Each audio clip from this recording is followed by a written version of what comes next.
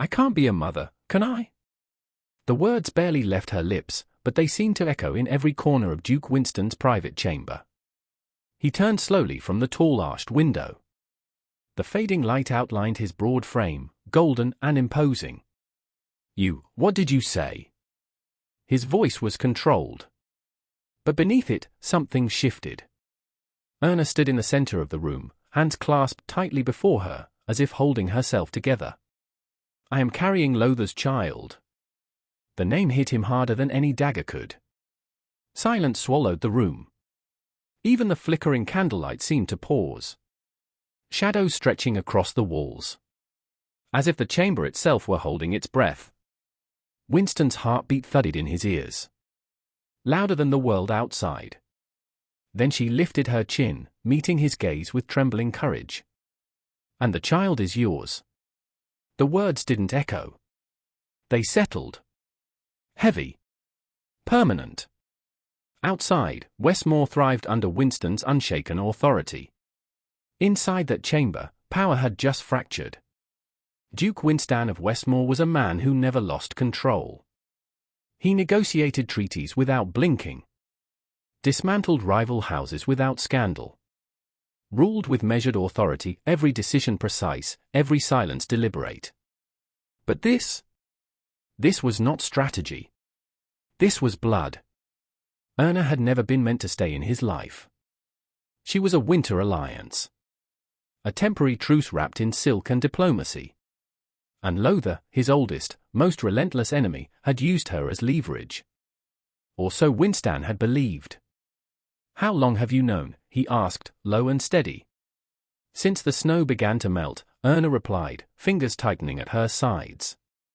And Lothar? He believes the child is his. The admission hung between them like smoke. For the first time in years, Wynnstan felt something rise beneath his control. Not anger.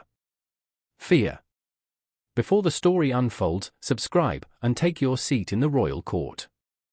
Levina played near the grand fireplace, her small hands tracing patterns in the velvet rug, humming softly. Golden sunlight spilled through the tall windows, catching her hair in a soft halo. Servants moved quietly around the room, their eyes darting toward the Duke, who watched from the shadows. Wynstan's face remained unreadable, but his gaze never left her, the tilt of her head, the laugh when a toy rolled past, the faint resemblance to someone he had thought lost forever. Erna's eyes flicked to him, searching, trembling just beneath her calm.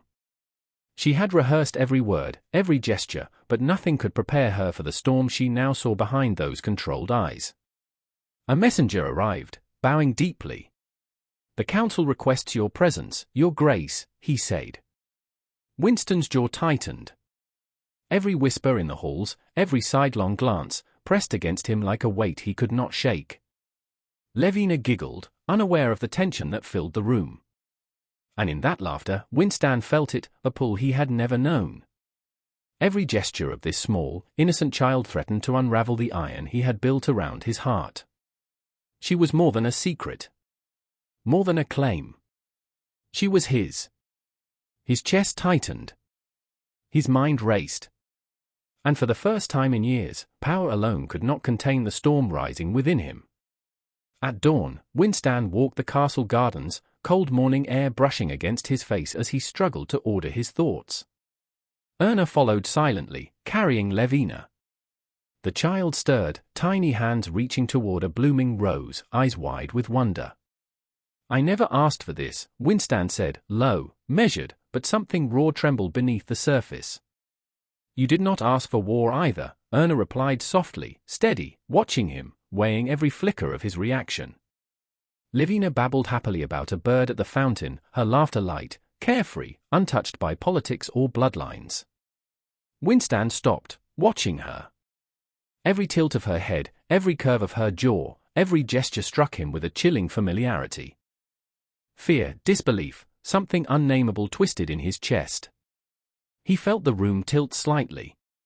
As though every noble whisper, every footstep in the distant corridors, were amplified into his chest.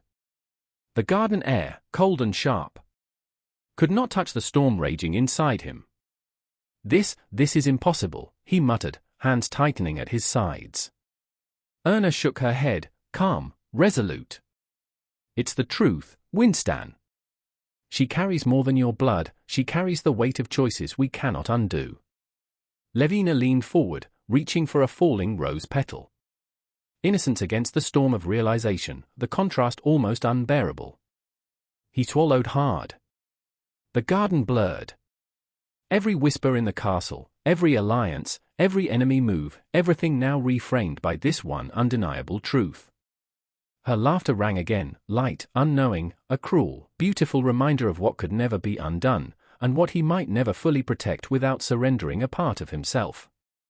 By midday, Levina's presence in the grand hall could no longer be ignored. Whispers slithered through marble columns and gilded walls. "Whose daughter is that?" a lady-in-waiting murmured, eyes darting toward the child. Erna held Levina close, steady, yet her mind raced. Every glance, every murmur felt magnified, as if the very walls were listening. Wynnstan entered with measured steps, boots echoing across polished floors. Heads bowed instinctively. No one dared meet his eyes, yet every gaze lingered on the child at his side. Levina laughed softly, tugging at a ribbon, unaware of the weight she carried. When Wynnstan knelt to speak to her, low and gentle, the court collectively held its breath. Innocence met authority. Childhood met political consequence. Murmurs softened, eyes flicked between father and child, searching, measuring, guessing. Wynstan's reaction remained carefully unreadable. The truth sank quietly, heavily, power was no longer absolute, not even here. Every alliance, every rivalry, every whispered secret of Westmore now balanced on a delicate thread. And Levina, giggling, unaware, was the fulcrum. Wynnstan straightened, gaze sweeping the hall with silent authority, though turmoil churned behind his eyes. Without a word, the court understood, nothing in Westmore would ever be the same again. The council convened in the grand hall. Vaulted ceilings trapped every breath, every whisper. Sunlight fractured through stained glass, scattering color across polished marble. Nobles lined the chamber in rigid rows, faces composed, curiosity poorly hidden. Lowther stood at the center, calm, calculating. He adjusted his gloves slowly, deliberately, ensuring every eye was on him. "My friends," he announced smoothly, gesturing toward Levina, "this child is mine, my heir." The words detonated. Gasps echoed. Fans snapped open. Rings glittered as hands flew to chests. Courtiers whispered behind jeweled sleeves. The claim was more than paternal, it was political. An heir meant succession. Succession meant leverage. Erna's hands tightened around Levina, pulse hammering. She shielded her daughter from the weight of 100 evaluating eyes. Wynnstan remained still at first, carved stone. Inside, something fractured. His gaze swept the hall, cataloguing reactions, hesitant nods, calculating silence, and the faint flicker of satisfaction in Lowther's eyes. This was not a claim. It was a trap. His eyes fell on Levina. She tilted her head slightly in Erna's arms, unsettled by the noise. The angle of her chin. The set of her brow. Quiet defiance. Not Lowther. Him. The truth did not creep, or it roared. "Levina is not yours," Wynnstan said, low at first, cutting through the murmurs. Then stronger. Sharper. And never will be. Silence swallowed the hall. Even the banners seemed heavier.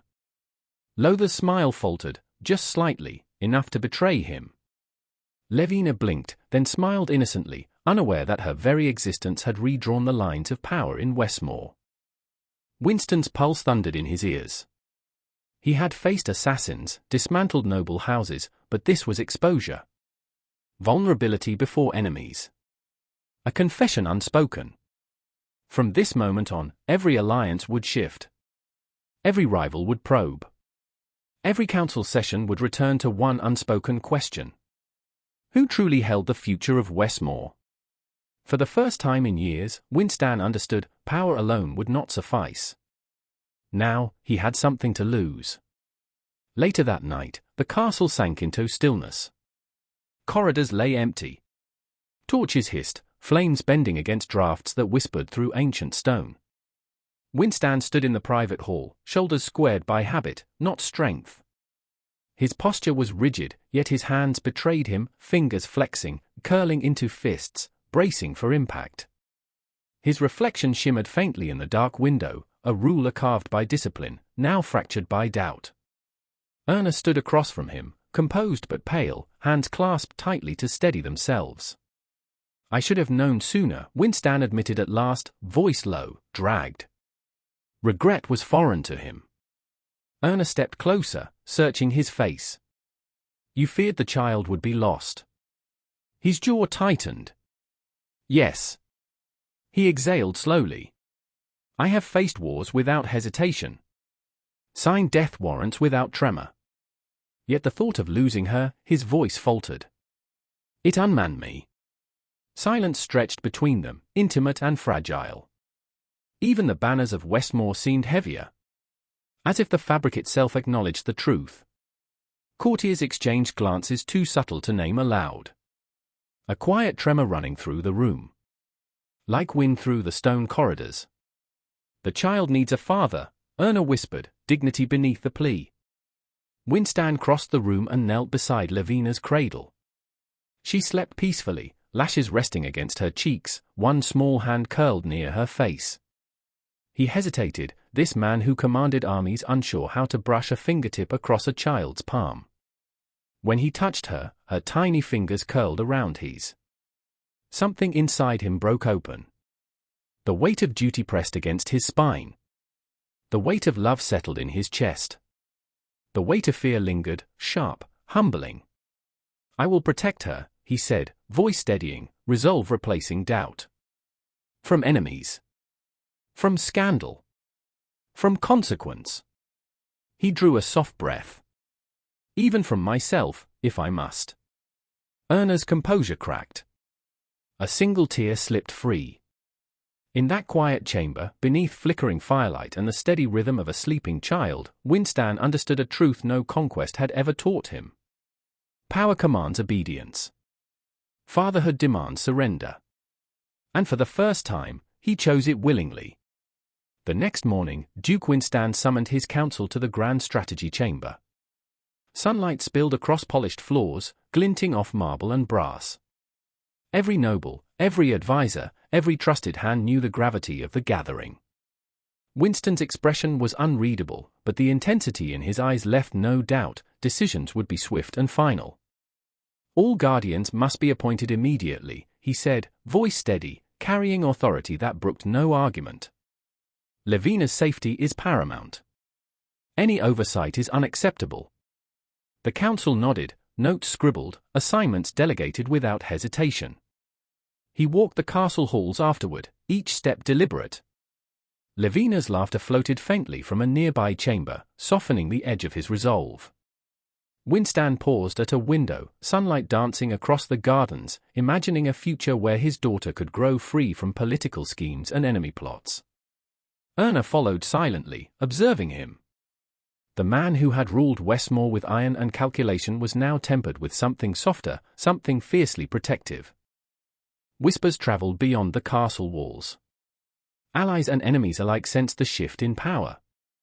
No one dared challenge him, not in blood, not in politics, not in words. Every corridor, every chamber, every decision would now revolve around one undeniable truth. Lavina was his daughter. And Duke Wynnstan would not fail her.